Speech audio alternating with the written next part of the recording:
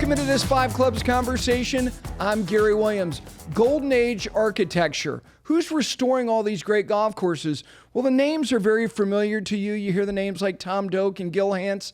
There is someone else, and in particular, Donald Ross golf courses.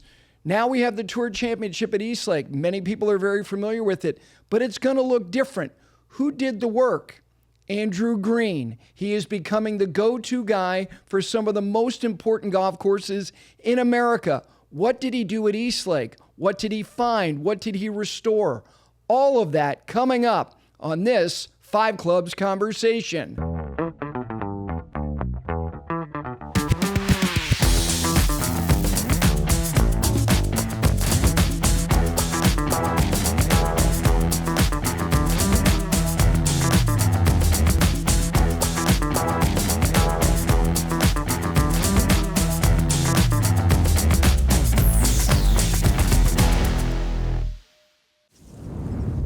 In this split second, your hands make all the difference. It was time for a grip to help them own the moment. Introducing Reverse Taper, technology to stabilize both hands for a more square putter face at impact. The most important split second in golf. Reverse Taper, only from Golf Pride. Respect the grip. And with that, I welcome him in. Andrew Green, my friend, how are you? Doing great, Gary. Thanks for having me. Let me start with this because, you know, when I read about someone like yourself, and I've been lucky enough to spend a little bit of time with you, I'm always curious where it started. So the kid from Daleville, Virginia, it's not like there's not great land all around you, and you look out and you can say, well, there's a great golf hole. Was there something you saw early in your life somewhere that was the impetus for your curiosity at minimum about designing golf holes? I don't know if there's a hallmark moment so much as there is this deep passion that I grew for the game of golf and everything about it. I just love the, being one out in nature, the journey through the landscape, the kinds of golf shots that you learn, especially there in Virginia. You know, the ground is moving a little bit, so certainly trying to figure out how to craft golf shots, that was important. And then just this love of the individual nature that you can't conquer it. It's this constant challenge that you're trying to achieve, and then also the camaraderie, the people you meet, just by happenstance, as well as the times you enjoy with those friends and family that you get to play the game with. That, for the most part, was what really drove me. And then you kind of layer on the idea of just enjoying to be, creative, and the design process, no matter what that might be. It's it's an awesome thing. I'm incredibly blessed. Who would ever think that kid would end up here? Well, here you are, and here we are with an event that is as much of a staple on the PGA Tour as really anything they have. It's the culmination of the season. It's a place in Eastlake that is got extraordinary history, beginning with the most important first figure, and remains maybe arguably the most important figure, Bob Jones, in terms of the infancy of his curiosity about the game of golf. When you make a proposal, and I read something about the process, I know that your ego is not significant, which is interesting because we live at a time, Andrew, where some of your contemporaries possess the same kind of qualities. Like, I don't think of Gil being big ego. I don't think of Bill Corr, Ben Crenshaw being big ego. How do you impress upon a place like that you had the right idea for maybe what they needed to do? Yeah, I think it was, bringing to the table a reverence for their history. Obviously, being a part of this place that gave us the game's greatest golfer. And I would also say Alexa Sterling, she was pretty good herself, along with a handful of other amazing players, Charlie Yates and others that found themselves there at Eastlake. I think I really tried to bring as much information as I could. I gathered every book I could find by O.B. Keller and read up on Bobby Jones and his relationship with Eastlake. And then it was just this idea of let's make sure that we do the right things and we are gentle where we need to be gentle and where we need to be bold, let's do it. And obviously the golf course has changed dramatically in 100 plus years.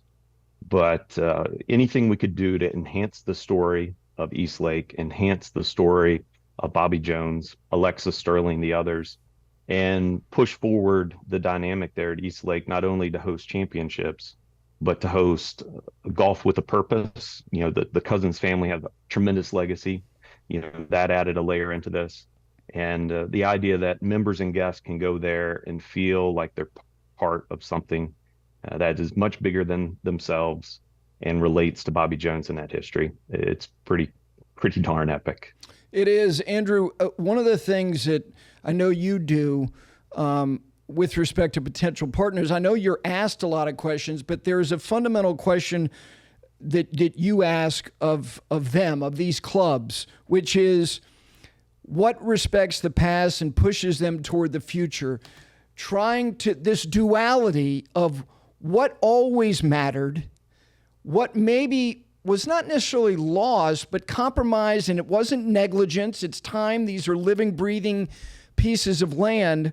But how do you marry all the things that mattered before and also claim something that's out there in the distance? How do you do that?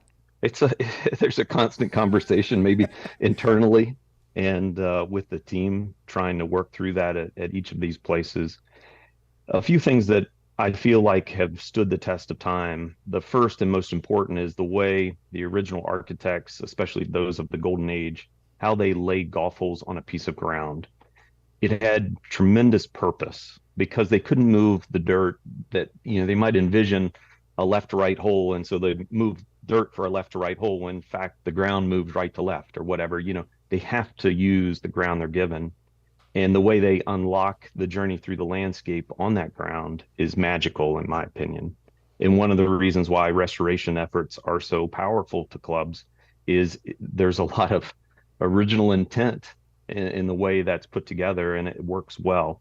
And then the next thing are the green complexes. You know, we're still playing to the same target. So, you know, using greens and green concepts, bunkering concepts around the greens, those tend to stand the test of time pretty well. And they also pair with the topography, usually very well. And so then that leaves tee placement, fairway bunkers, hazards, fairway widths, trees. You know, those become the things that we really start to manipulate to make it work for the modern game.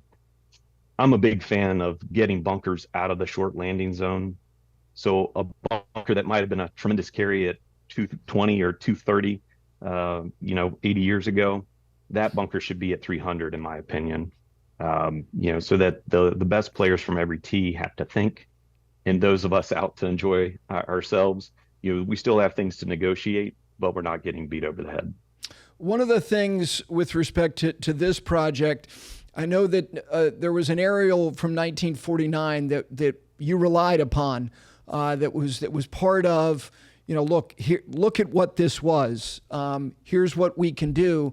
I know that at Scioto, the Dodo photo was another driving force of here's an inspiration, which is a great story by itself. Explain that 1949 aerial of Eastlake and how much it was helpful in unlocking some of the things that you and your team either tried to reclaim or restore. It was really a fascinating find. Typically, when I go into a club, I'll dig through any archive that I can. There's a lot of digital archives that are available. There are a lot of places to look online for old historical photos. And I came across this one from 49. The club had never actually seen it. And usually in 49, 40, post-war, those pictures aren't incredibly relevant often to a course that was founded in the earlier 1900s. Why do I say that? Well, mainly the Depression, World War II, they were really hard on golf courses. But this 49 aerial was pretty amazing because it was so crystal clear. And I have no reason to know why that picture was of such high quality, but it allowed us to really see how the golf course once rested. And even some things that have been lost to time, you could see the skeletons of it because the picture was of such high quality. The things we started to realize with it, at first, there were two sets of greens on every hole, a winter and a summer green.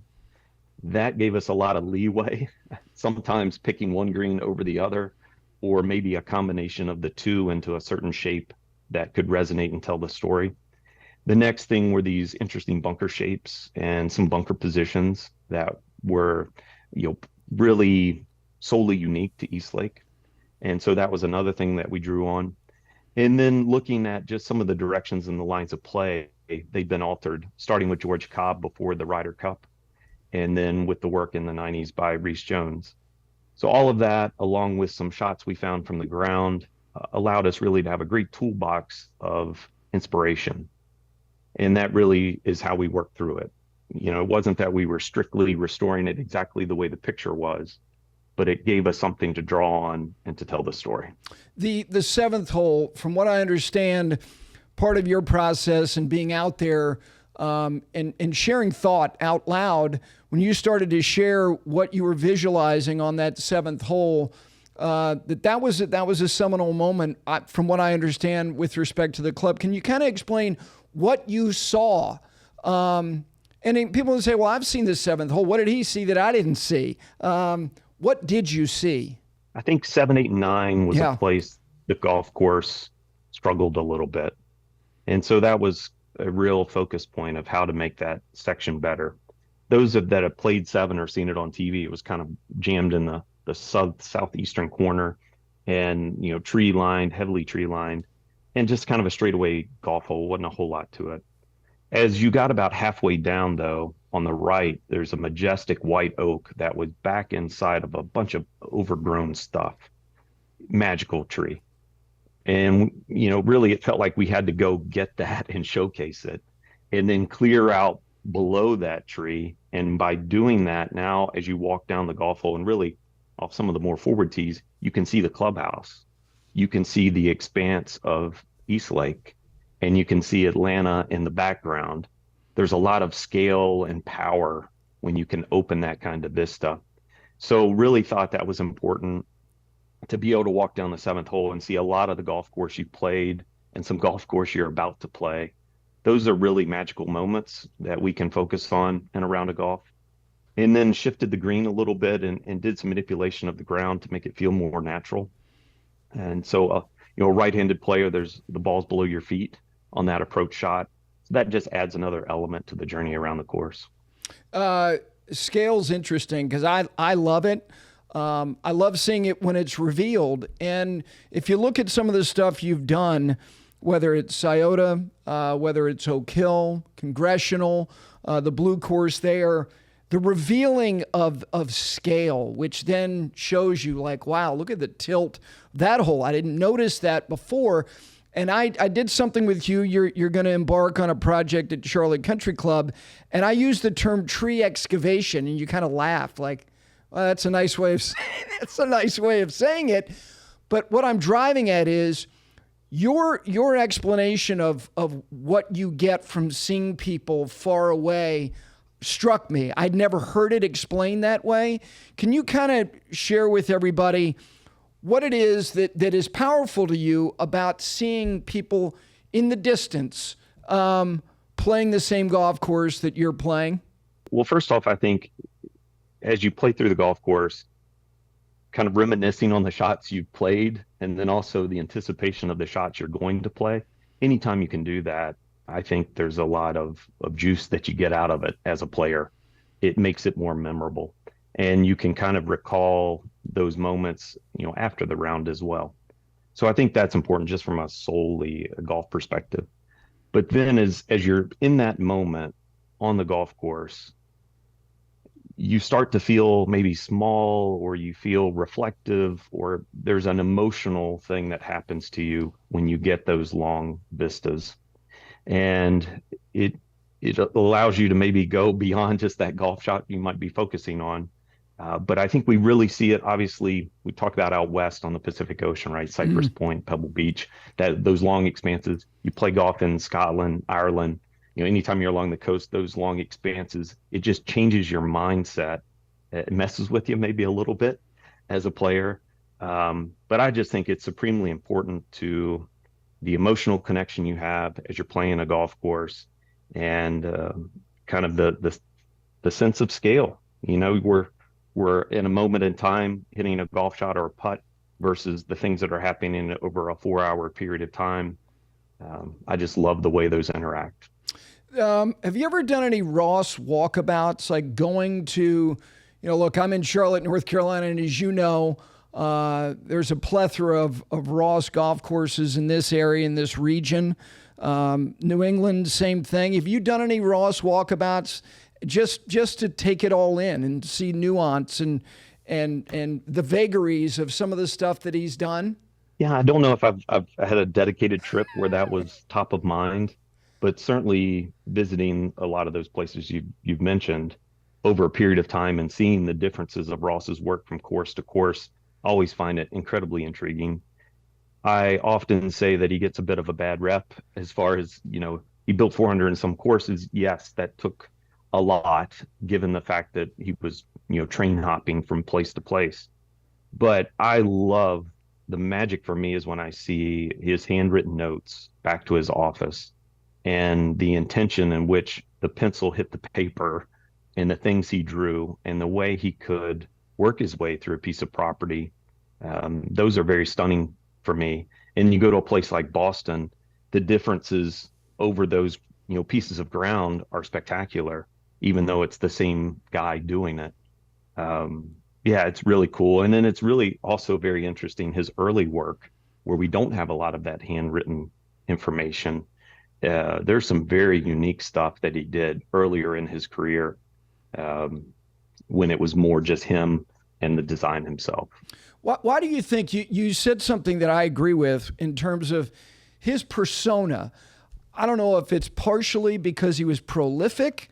I don't know if it's partially because people always lean on the greens at number 2, which again it's like, well, that I have my own theories. I want yours because you've become somebody who has been entrusted to restore a lot of these most important Ross golf courses. What do you think it's rooted in? What do you think the misconception of his persona or his doctrine is misunderstood? Yeah, probably a little bit of folklore, some stereotypes, maybe just, hearing something, whether it be in the media, reading a book, something that seems to lock people into this idea that all Ross greens are upside down saucers and all the bunkers are bathtubs, with sand sitting very flat in the bottom. I challenge anyone and everyone that enjoys architecture to go look at the vast spread of work. One of the cooler things I saw in some of his work was, I think, in Havana, Cuba. Some really wild stuff. Juana Moiset actually got that logo on at the moment. Really interesting bunkers compared to a lot of his other work. Par 69, you hit every club in your bag. Totally different from, a bigger ballpark like maybe Pinehurst number 2. So I think, yeah, certainly stereotypes play into it. But if you sit and really think about it, if you're doing this as a passion and as a craft, which I think he really did, obviously it was also a job, but it was a craft, that he was constantly trying to evolve himself and find ways to, maybe even one up his own game. And that's why I think you do see such a wide breadth of qualities that he brought to the table. One of the things that he employed, and it doesn't matter what, like you said, whether it's a more intimate piece of land or a bigger ballpark, is a real love and belief in the long par 3. Like I think, like I worked. It's interesting, Andrew. I worked at a couple different places that were Ross golf courses. I worked at the Irving Park Golf Course at Greensburg Country Club. I worked at the Misquamicut Club in Watch Hill, Rhode Island, and I worked at Seminole. Now, all three of those, the Misquamicut land is really interesting, but like the 18th at Misquamicut, the 8th at Seminole, Even Irving Park had this meaty par three, and Eastlake has it as well. I think. I mean, and the 15th hole is one of the most menacing looks in shots in golf. Why did he love the long three? Yeah, I think he just saw it as another place to challenge yourself within the game of golf. Um, interlocking number 17. Now, Willie Kidd might have had a little to do with it, but when Bobby Jones won there in 1930, like 260, 257. I mean, crazy. But I think it has a lot of merit because it is one swing to a defined target with a long club that demands precision. And I also think Ross did a nice job in a number of these versions where there's a place to maneuver the ball and get it onto the green for a shorter player. 15 at Eastlake, not so much. But yeah, some of the others for sure. Me personally, in the modern game, it's the one time I can get the best players in the world to hit that shot. I contend that they'll never hit a hybrid or a fairway metal like we do as recreational golfers with such merit. Usually it would either be laying back on a par four or a second shot on a par five. They're rarely are they hitting that kind of club into a par four where it really means something. So the par three, the long par three is a great spot for that test. The Wannamoisant angle, the Wannamoisant greens and the Inverness bunkers, were they somewhat of a template for some of the stuff you did at Eastlake? No, not really. Let me back up. I think in large part that was kind of the conversation. We actually went to Wannamoisant with a small group and looked at the putting surfaces for sure. But I guess what I wanted to make sure is it wasn't that we were trying to replicate Sure. or template out. I should clarify. Gotcha. The movement, the whole variety, the green shapes, absolutely. That was the conversation around Wannamoisant. And then at Inverness, I think the same idea of the simplicity of the bunker shapes. Some of Ross's work was very kind of nosy, moved a lot three-dimensionally in the face. Some of it was simpler. The Inverness work was a bit more Victorian in that the lines are a little sharper and a little more consistent, not as many kind of little bumps. The Eastlake bunkers very much fit into that. Not a copy of what we did at Inverness, but that same kind of feel. Number of people will look at Eastlake and the bunkers and think like Seth Rayner or something because they are elongated and a little different than what people stereotypically think of Ross. But when we look at the historic information and then we also look at the breadth of what Ross did in and around that time, they absolutely fit. What players and fans are going to see at Eastlake, and I get back to this whole point about what happens over time. Things happen, mowing patterns, and top dressing, greens get higher than what the original intent was. Are the greens at Eastlake give people an understanding of what they are now compared to what they were formerly? And then also the effect of the agronomic setup you have there now, as opposed to what it used to be, to hopefully employ more of the ground being a factor here. Can you explain that? Well, first off, the green shapes are very much inspired by that 49 aerial. As I mentioned before, sometimes we use the combined nature of the winter and summer greens. Sometimes we picked one or the other. A great example on 17, there was actually a par 3 green versus a par 4 green.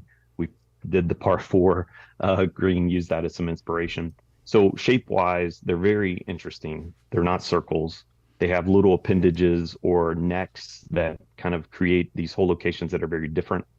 I'm excited to see how boldly the tour sets up some of these holes. I hope to get to work with them maybe a little bit early in the week to see what we might come up with. But agronomically, the greens are going to be very firm. They're going to be prototypically fast or maybe just a smidge slower than in past years because there's a little more contour in the greens today than there were a year ago. We wanted to make sure that the player had to think a little bit about how they would attack these varied hole locations. If you get on the wrong side of a hole, it could be more challenging to make a two putt or get up and down. So that'll be something you get to see. And then around the greens from about 65 feet and in, we have a greens grade zoysia grass that's mown not quite to greens height, but will allow a ball to really move, not only into a target, but also if missed, sometimes away and off the edges. And there's some pretty exciting short grass areas. The one thing that we did with that, though, is we balanced it. Not every green is tightly mown all the way around. Okay. There's still some of that nasty 419 rough that East Lake's known for. I think you might have just mentioned 17. Tell me exactly, again, was it the same aerial photo or a different one that was more specific to that hole that you noticed, that trench bunker? And then the appearance of 17, what has changed about it? In the aerial, it starts to become very clear. And then when you start to piece together some other images that we had that were kind of partial of that space, there's a very elongated strip of sand. The folklore, the history of the club says it was some sort of encampment or placement during the Civil War that overlooked the city of Atlanta. Wow. Yeah, crazy, right? Didn't find any cannonballs going through there, but we found them before, but not there. As we started to kind of think about it, it also looked like there was a road on each side of the golf course. And if you drew a straight line from road to road, that line of sand fit. So the best we can tell is it was a low area, kind of a trench. It probably was that road, and Ross converted that into a bunker. So when we were out there to restore it, I told the shaper, I said, stand right here, put the bulldozer right here, and point yourself at that road on the other side of 12 and go as straight as you can, and let's see what we come up with. And so that was really the genesis of it. It is fairly narrow. It'll be interesting to see how much it comes into play and what trouble it might cause. And then the green sits up with a lot of character and contour in it compared to the previous version, which will make shots into it potentially out of that bunker pretty amazing. You know, Andrew, when they flip the nines, you know, a couple things. You know, you would be playing what is now the ninth hole into a setting sun, which was kind of challenging, not only for players, but it was unusual television-wise. It wasn't ideal. But now with the flipping of the nines, I want to get back to 15 because now it comes late in the round. And it's a harrowing thing to look at that. Like, I've walked back on that tee. I don't play from that tee. You go, good grief. What was your impression of that hole before you saw it for the first time, and how different was it when you stood back there? Yeah, I don't think I had a full appreciation until I stood back there. And a crazy thing through construction, those that know the golf course, that's a pretty main thoroughfare across the dam behind that tee on 15. So there'd be a lot of days I'd be there and I'd be walking across that and I'd be looking over at the 15th green site. And it didn't quite strike me until we were done. Target looks even smaller, Gary. It looks tiny. And I will swear to the players, and I'll bring photographic evidence with me next week. The target's actually bigger. The bunker's gone on the left-hand side. So the target is actually larger, but boy, it looks smaller. Quite a cool golf hole from back there. Very demanding, especially with the Tour Championship and the FedEx Cup on the line. But I think it's really cool how it plays from the shorter tees up and left and that back tee. There's some really nice differences there. And I tried to make sure that the contours of the green from that damn tee, literally and figuratively, that you could hold a shot. Does the hole does the green look smaller because that bunker provided, psychologically just a little bit of cushion, comfort in terms of the optics? Is that the reason it looks smaller? Probably, yeah. We also did a little manipulation to the lake edge on the left side. And it was mainly because those that might not know, the previous driving range hit over water. Not a great way to develop swing thoughts while you're warming up. So we filled in that part of the lake, and then, to meet all the regulations that we needed to and be environmentally responsible, we had to make the lake a little larger. So we adjusted the left side of 15 slightly, but I do think the bunker, for the most part, just changes the way the golf hole sits on the ground. Yeah, people who haven't seen the range at East Lake, you may have seen it. They'll show shots of guys hitting shots, and you see, you see water, you assume, well, they're just hitting balls over this small little piece. It's not that small, and also encroaches on 18. Any alteration with respect to what you did to that in terms of the appearance when their tee shots come bounding down that hill? What's different? The lake actually, the upper part of the lake that was part of 18 actually turned and stretched along the golf hole. So there's a greater carry distance to cover the water if you've hit a poor drive, gotten out of position to any kind of layup shot. If you have to play across, you get in the trees on the right-hand side and you have to recover, you have to take on that water at numerous locations to get across to then play your third.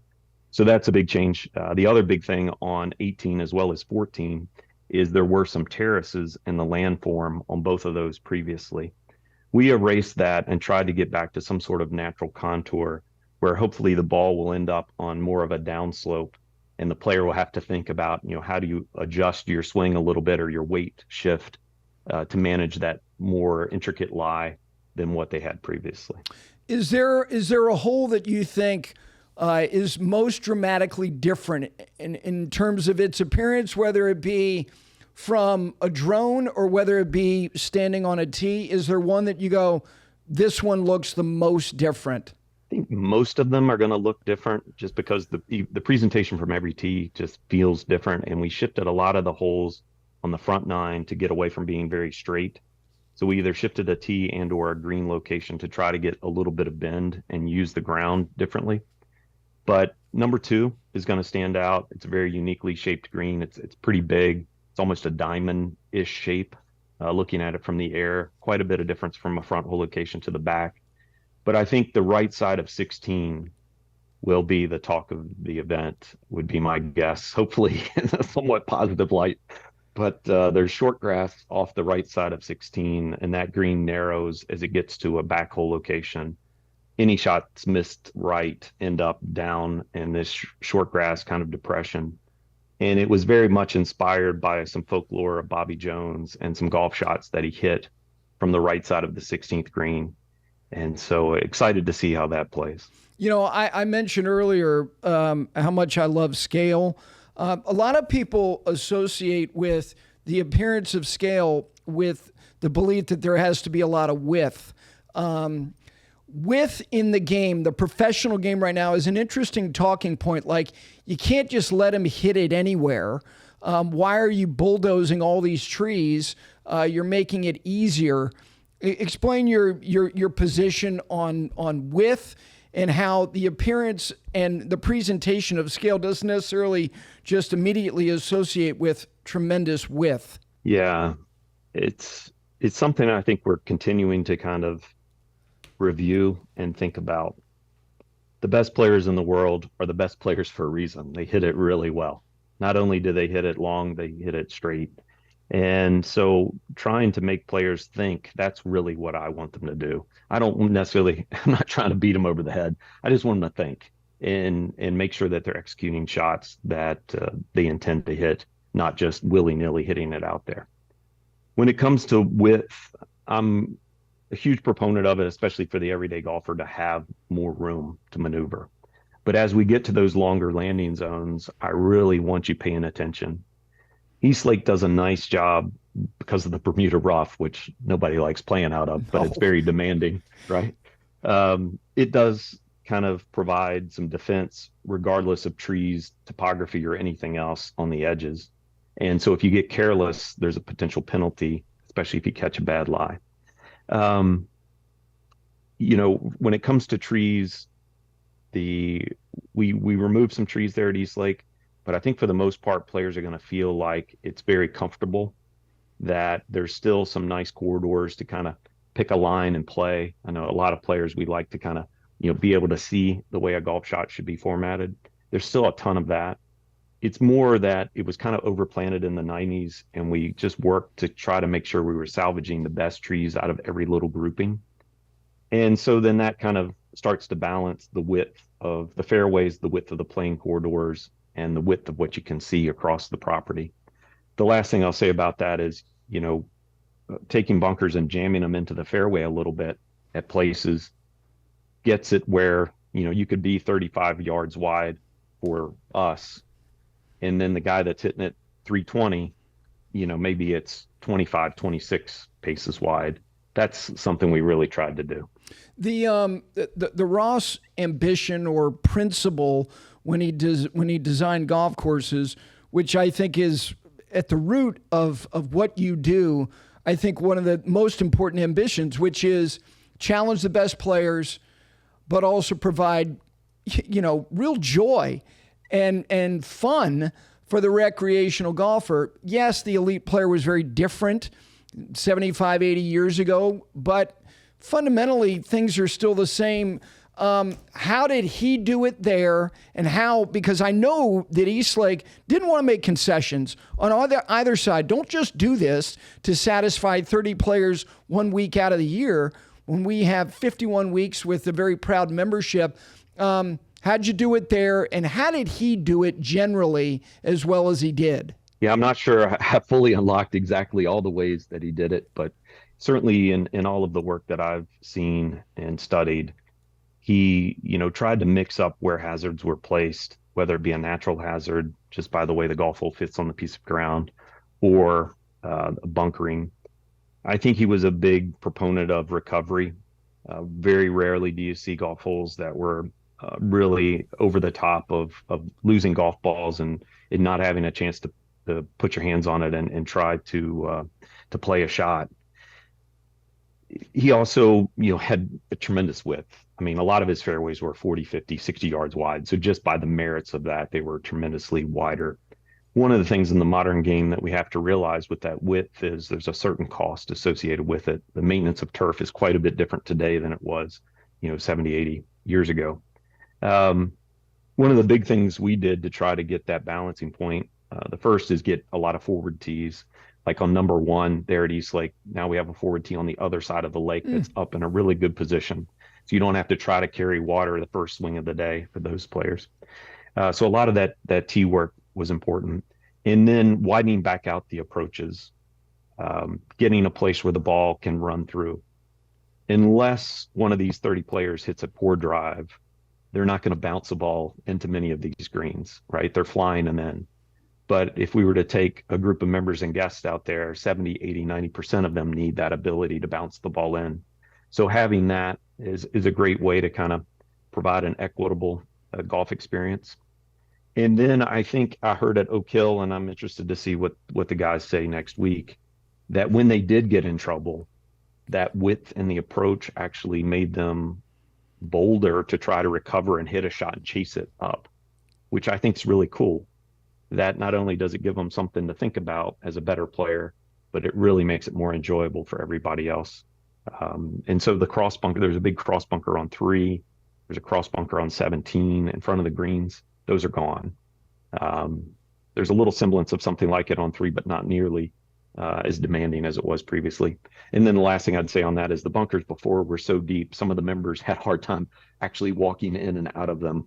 The best players in the world, it doesn't really matter to them, how deep these bunkers are. In fact, some of the shallower ones are probably harder. So yeah, we shallowed up some of the bunkers and gave them great access points. The grasses you were talking about, those closely mown areas around the greens. I know, look, you look at all these different strands of grass now, but not only whether it's Tiff Eagle being put on the greens, putting hydronics in, it's a great thing to have. Are there challenges associated with having the best strands of grass, having the ability to cool green complexes? You're like, God, this is all great. I'm sure most of it is. What is the biggest challenge associated with that conversion? There are a few things. I mean, obviously the cost of some of this infrastructure is significant, and you have to really justify the reasons to do those things. There's also an anticipation that you're going to defeat Mother Nature. Last time I checked, she's undefeated. So sometimes you kind of oversell it of your control as an agronomist or as, someone trying to set up a golf course. And the reality is Mother Nature can still win, and it can still get away from you one way or the other. So I always try to caution folks about that when they think about some of this extreme infrastructure. But it is quite stunning to put some of this stuff in and play on bent grass in Texas after 90 days of 100+ degree heat, and the ball rolls beautifully. There's not a blemish on the putting surface, and the superintendent and his staff aren't, at the edge of a mental breakdown managing that turf. So there's tremendous benefits to that infrastructure, but you have to weigh the pros and cons and the cost and the benefits. When I look at some of the recent work you've done, I know that there's great pride, and there's pressure that comes with knowing, look, they're entrusting me and my team to do this. And it's not just for the membership, which is most important, but it is the showcase that Oak Hill has had, and Congressional has had, and certainly Inverness with the Solheim Cup. And you look at all this stuff, what does that do to your mindset, knowing that it's not just that you're being entrusted to provide enjoyment for the membership for the next half a century or maybe beyond, but knowing that 3 years, 5 years, and in this case, 12 months, literally from the final putt being holed at Eastlake last year, going, hey, Andrew, you're on the clock, and there's no wiggle room here. The Tour Championship's coming here next year. What was that like? Yeah, it was, there were some restless moments. We had a tremendous team. Charles Aubrey and his team, the agronomy team there at Eastlake, just were soldiers. They did an unbelievable job, not only during construction, but then in the grow-in period. Something that I don't think people quite realize is when you host a major event like the Tour Championship, there's a few things on the golf course besides the golf course. There's a lot of build out, concessions, bathrooms, roping, TV cables. All that stuff had to go away before we could start. And then it actually had to go back up starting in May to get ready for the event, next week. So all of a sudden, not only do we have 12 months to try to do this, we have pressure on both sides to even get started and then be done in time to be ready. It was really challenging. We had 200+ folks, total turf. The golf course contractor did an amazing job. A lot of resources. Liability Irrigation did a wonderful job getting the irrigation in. So, a lot of people waking up early, staying up late. A lot of hard work went into this. The other thing, obviously, to understand is Georgia clay is not very forgiving. When it gets wet, it's slippery. So, working through the winter time, there were some struggles, and there were some moments of pause. But look, we all had a couple things in mind. The first being the legacy of Eastlake and the importance of this club for the game of golf, the history, the Cousins family and their amazing commitment to the club, to protect it, and to do the amazing things in the city of Atlanta that they've done. And to make sure that we showed, the tour and the end of the FedEx Cup, that it's a fitting, place for that championship. Those were all always, they weren't back of mind, they were front of mind. And when you have those kinds of things that are bigger than the project pushing you, it ends up going pretty well. You're really focused. Let me go back to what I asked you about at the beginning about inspiration. I don't think you wanted to be an archaeologist, but you do find things like, and I find that interesting. Like you mentioned cannonballs. Anything in particular that you guys found at Eastlake that tickled you? Yeah, a Coke bottle. Appropriately? One of the original Coke bottles. Wow. Found, yeah. So that was a really cool find, and pretty much fully intact. I've got it sitting over here in my office. Yeah, that was really cool. Couldn't quite date it, but it was definitely pre-World War II. So that was phenomenal. And then, I think we saw little hints of some old original drainage terracotta, stuff from 100 years ago. That's always really interesting to find. The stunning thing with a lot of that is it's still working. The guys knew what they were doing back then. But the golf course had really lived a couple lives since its original foundation. So I think we maybe found a couple horseshoes and stuff, but nothing else over the top. How about with respect to Ross himself?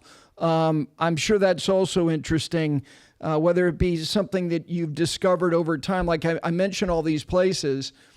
What have you learned about him from the beginning of you being entrusted to do all these projects that are, really important places that he put his mind to so long ago? What have you learned about him?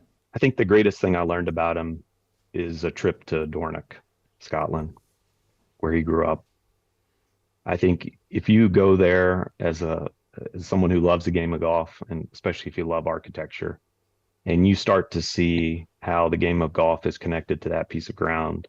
And the golf course has changed since Ross was there, but you start to get a real appreciation of how he understood a piece of ground and how he could work a looping, whether it be clockwise, counterclockwise, inside out, all these routing techniques that we have in the game of golf.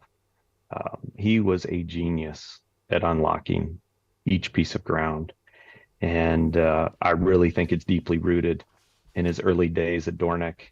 And to kind of come a little full circle to the question about growing up in southwestern Virginia, I do feel a bit of a sense of pride in the kind of golf that it's experienced in the foothills and the mountains isn't too far off, because some of the dramatic changes in grade are very similar. All right, 5 quick questions as I let you go, and I appreciate the time very much. The first question: the best routing in the world, in Andrew Green's mind, is where? Maybe Shinnecock. It's a pretty good one. Yeah, it is. I was next door last week. It's really amazing to look at those two places and how they can be very different, but next door neighbors.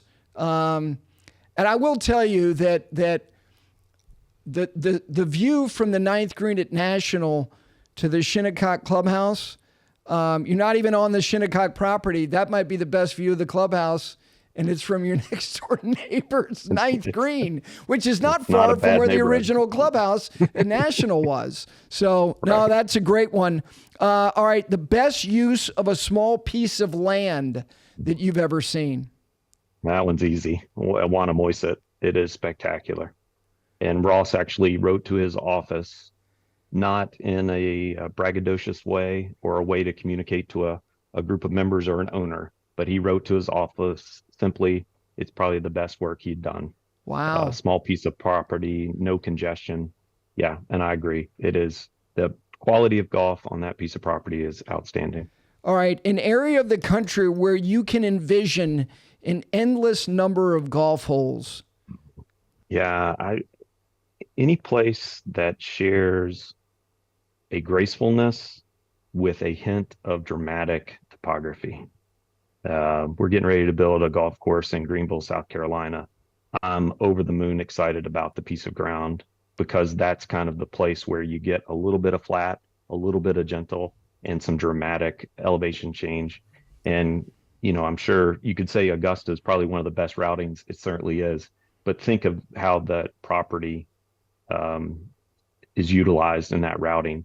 So I think kind of in that, a lot of people pick sand, right? They want to go dig in sand. Sure.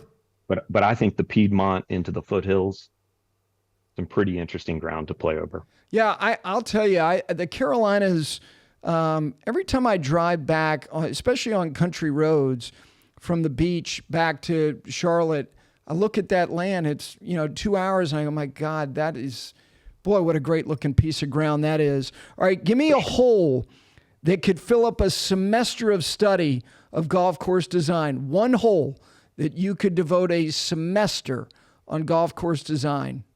If I say the 14th at St. Andrews, is that a cop-out? Because that's Mackenzie loved that golf hole, and I love to use it. Often I use Mackenzie's diagram that says 3 out of the 4. He watched golf one day and drew lines of 4 different lines of play, and they're all over the place. And he said at least 3 of these 4 are ideal. How could that be? That's a pretty darn good one, but that's maybe a bit of a cop-out. Trying trying to think of something else. But that one's definitely top of mind. Yeah, gosh, yeah. Tiger would probably agree. I think maybe the most kind of authentic moment of his genius was when Steve Williams picked out a spire in a church in town, and he said, hit it at that, and he hit it, and he said, that one. And that was, a lot of people think that's the greatest swing he's ever made, which I don't know how you can determine his greatest swing, but no, that's a great one. All right, last thing, your favorite place to be with long shadows on a cool early evening on a golf course, where would it be? Soft light, long shadows. Man, Inverness is pretty darn good. We were back there doing a little bit of work and was there in the morning, golden hour, kind of morning time. And I'm just so blown away by the differentiation of the flat on kind of the higher parts, and then the way the glaciers and the water scoured out the other areas, and the shadows, the long vistas, partially because it's kind of unexpected. It's not the long vista like at East Lake from 7 across to say 18 or so. It's not that. It's a little more intimate, but there's still just so many layers there at Inverness. And because it's off Door Street in Toledo, that one's in my head, at least at the moment. That's great. I'll let you know, when my dad was a son of the South, and he lived in Atlanta when he was a little boy before moving to the state of Florida. And his dad used to drive him to school, and they lived a mile from East Lake. And he would sit in the back seat of his dad's car and look out the window at that golf course.